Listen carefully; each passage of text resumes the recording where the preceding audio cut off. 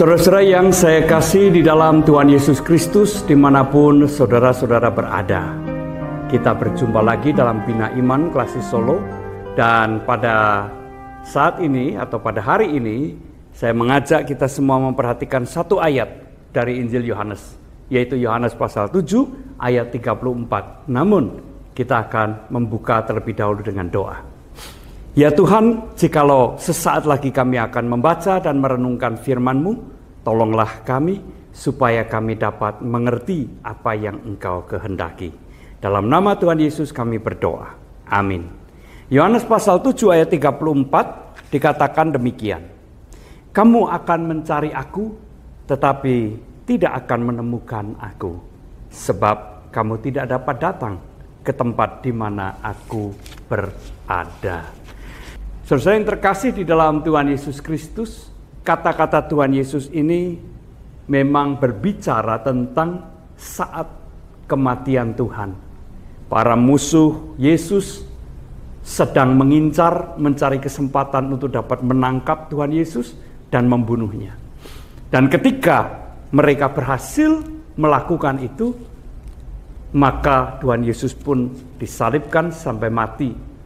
Tetapi setelah kebangkitannya, Tuhan Yesus kemudian naik ke surga, kembali kepada Bapa, dan murid-murid tidak dapat melihat Tuhan Yesus lagi sebagaimana yang mereka alami sebelum kematian Tuhan.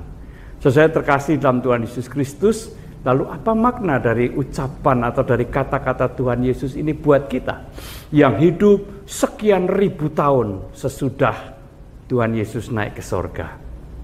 Paling tidak ada 3 hal yang dapat kita renungkan yang punya makna untuk kita saat ini dan sekaligus juga mengingatkan kita semua.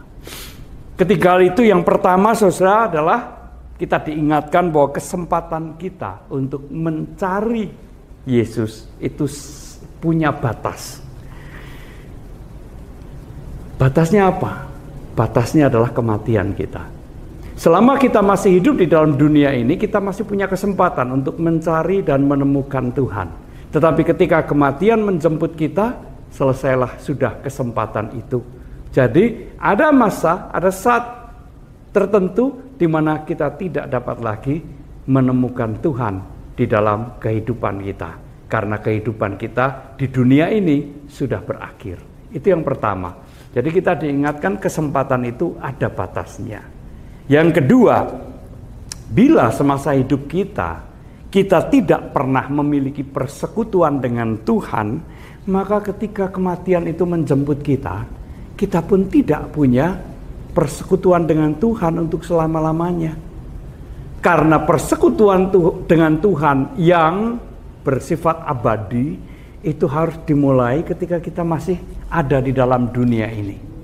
Ketika semuanya sudah berakhir, maka kita pun tidak akan pernah memiliki persekutuan dengan Tuhan. Artinya kita tidak akan pernah bersama-sama dengan Tuhan untuk selama-lamanya. Dan yang ketiga, bila kita hidup dalam dosa dan tidak mengenal pertobatan semasa hidup kita, maka kita pun juga tidak akan pernah dapat menemukan Tuhan dalam kehidupan kita. Bagaimana mungkin orang yang hidup dalam dosa dan tidak mengenal penyesalan ataupun pertobatan bisa menemukan, bisa melihat Tuhan dalam kehidupannya?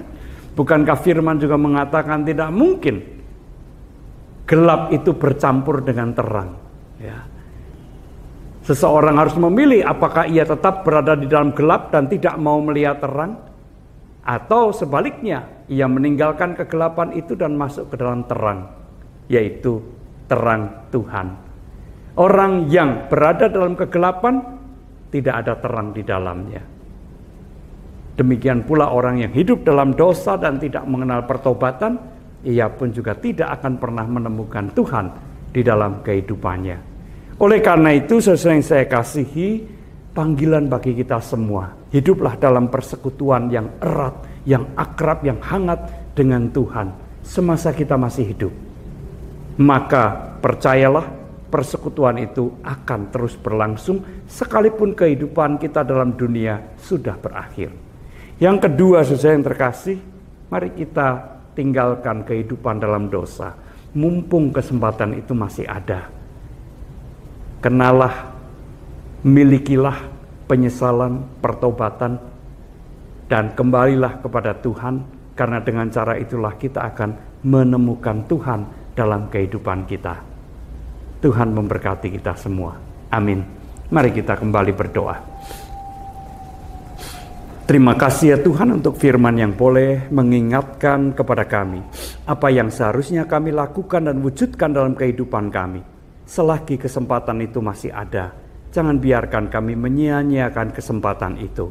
Kesempatan untuk menemukan Tuhan, kesempatan untuk bersama-sama dengan Tuhan. Terima kasih Bapa, di dalam nama Tuhan Yesus kami berdoa. Amin.